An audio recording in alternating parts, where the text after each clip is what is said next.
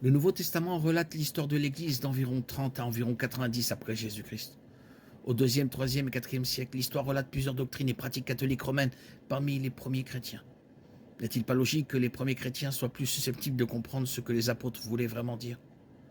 Oui, c'est logique, mais il y a un problème. Les chrétiens du deuxième, troisième et quatrième siècle n'étaient pas les premiers chrétiens. Encore une fois, le Nouveau Testament relate la doctrine et la pratique des premiers chrétiens. Et le Nouveau Testament n'enseigne pas le catholicisme romain. Comment expliquer que l'Église du deuxième, troisième, quatrième siècle ait commencé à montrer des signes de catholicisme romain? La réponse est simple. L'Église des deuxième, troisième, quatrième siècles et ceux qui suivirent n'avaient pas le Nouveau Testament complet.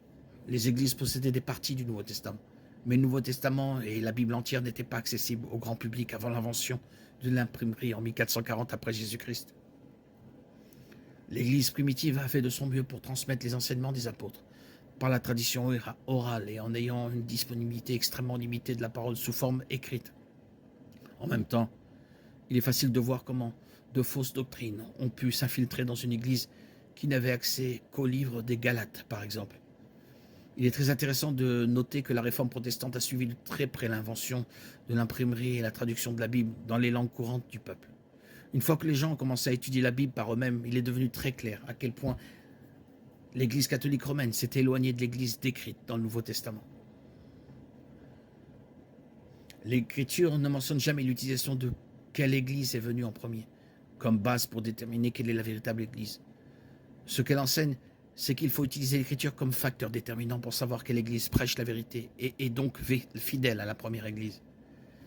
Il est particulièrement important de comparer les Écritures avec l'enseignement d'une Église sur des questions fondamentales telles que la pleine divinité et l'humanité du Christ, l'expiation du péché par son sang au calvaire, le salut du péché par la grâce, par la foi et l'infaillibilité des Écritures.